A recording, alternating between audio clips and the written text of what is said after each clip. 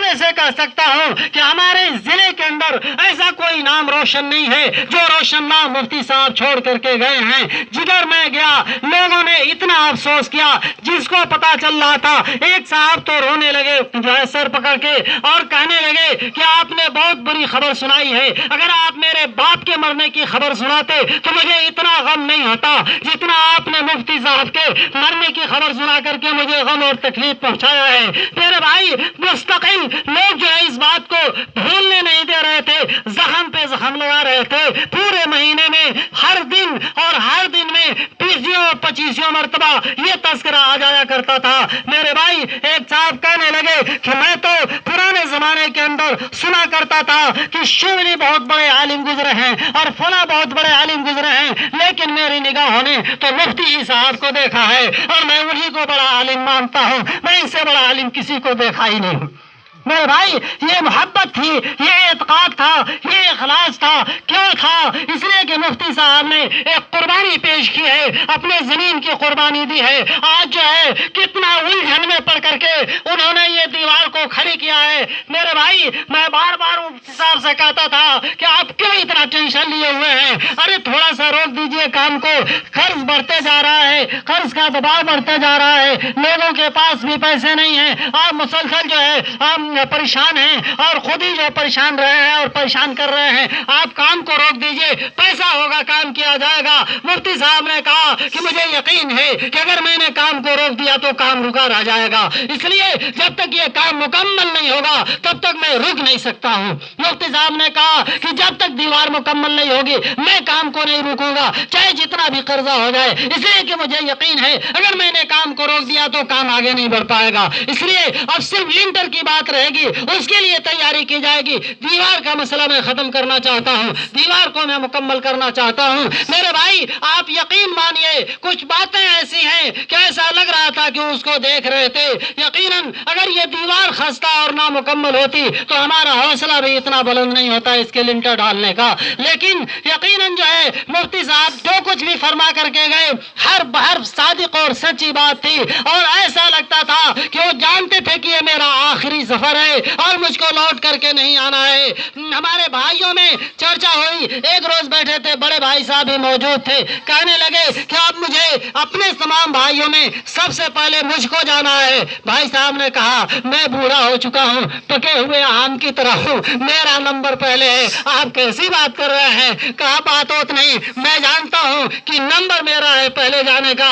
میرے بھائی ابھی چند روز پہلے یعنی جو ان کے جانے سے چند روز پہلے کی یہ بات ہے کہ وہ جو ہے باقاعدہ اس پہ ڈسکس کر رہے تھے اور کہہ رہے تھے کہ تمام بھائیوں میں سب سے پہلے نمبر اب میرا ہے جانے کا. میرے بھائی وہاں جانے کے بعد بھی بچیاں جو مدرسے میں تھی ان کو بھی رخصت کرتے ہوئے ایسا کہہ رہے تھے کہ لگ رہا تھا کہ اب یہ لوٹ کے یہ مسافر جو جا رہا ہے اب لوٹ کر کے دنیا میں اور پھر اس مدرسے میں اور پھر اپنے متعلقین میں اور پھر اپنے دوست احباب میں یہ مسافر لوٹ کر کے آنے والا نہیں ہے. میرے بھائی وہاں بھی پہنچنے کے بعد سے ہمارے دو بھتیجے رہتے ہیں, سعید الزما اور رفیق الزما. سعید الزما تھوڑا دور رہتا ہے اور رفیق الزما قریب رہتا ہے. سعید الزما کو بلوائے, ملاقات کیے, 1 گھنٹہ تک بیٹھے رہے, پھر اس کے بعد کوئی فون آ گیا, مفتی صاحب اٹھ کر کے جانے لگے.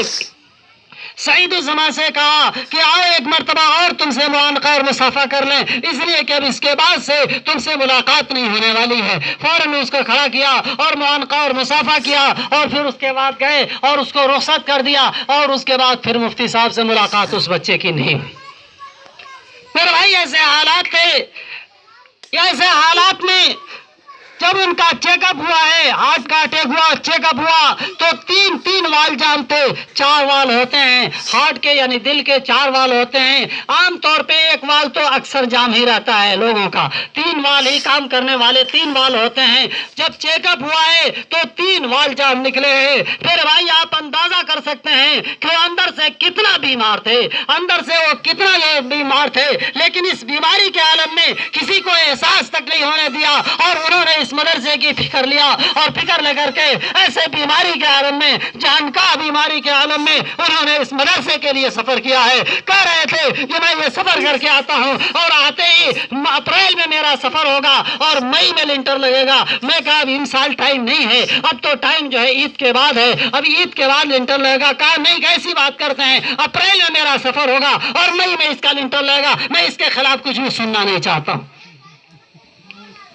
میرے بھائی اتنا عزم تھا، اتنا حوصلہ تھا، اتنی ہمت تھی، اتنی جرأت تھی، اتنی طاقت تھی، اتنی بہادری تھی، اتنا قوت قلب تھا، اتنا مرد مجاہد و انسان تھا جو ہمارے درمیان سے رخصت ہو کر اور جو ہے جنت الفردوس میں پہنچا ہے۔ لیکن ہمارے لیے ایک چیز چھوڑا ہے اپنی یادگار کے طور پر کہ اگر ہم اس کو بنا لیتے ہیں۔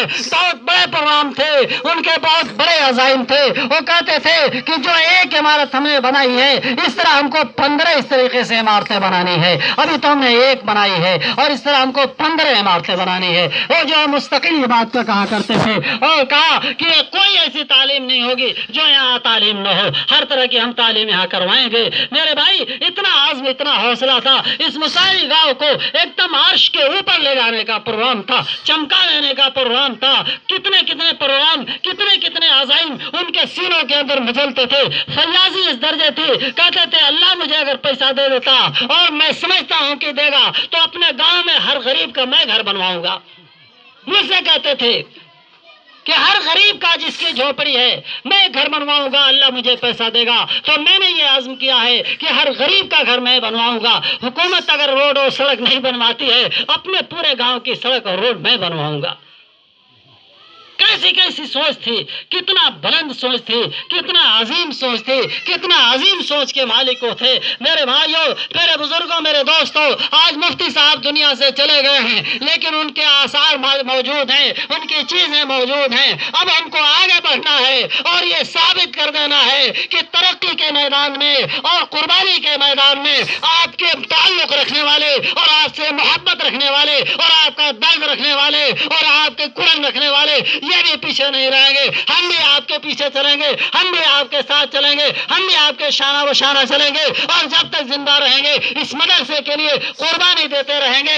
اس مدرسے کو ویسے ہی ہم دیکھنا چاہتے ہیں جس طریقے سے مفتی صاحب کا خواب تھا، جس طرح مفتی صاحب کا سپنا تھا، جس طریقے سے مفتی صاحب کا حوصلہ تھا، ہم اس مدرسے کو ایسا ہی دیکھنا چاہتے ہیں۔ میرے بھائی میں بھی تو 20 سال سے کھڈا پڑھا رہا تھا لیکن جب یہ واقعہ پیش آیا ہے بہت غور کیا ہوں، اخیر میرے دل نے یہ فیصلہ کیا ہے کہ نہیں، مفتی صاحب کا پروگرام تو بہت بڑا پروگرام تھا، اس لیے اب اس کو ہمیں چھوڑ کر کے آنا چاہیے اور جتنی سخت ہے اور جتنی ہمت ہے اور جتنی قوت ہے اور جتنی زندگی باقی ہے اب اس کے لیے ہمیں قربان کرنا چاہیے۔ اس لیے میرے بھائی ہم بھی تو چھوڑ کر کے مدرسے کو ہم نے بھی تو قربانی دیا ہے اور ہمیں ہمارے پاس جو بھی 10 پیسے ہوئے ہیں اور ہم جو بھی جو ہے 2 اینٹ رکھے ہیں وہ تو کھڈا مدرسے کی برکت ہے کہ وہاں سے ہم نے یہ قربانی جو ہے وہاں سے ہم کو فائدہ ملا ہے۔ میرے بھائی یہاں تو خالی قربانی کا ماحول اور میدان ہے۔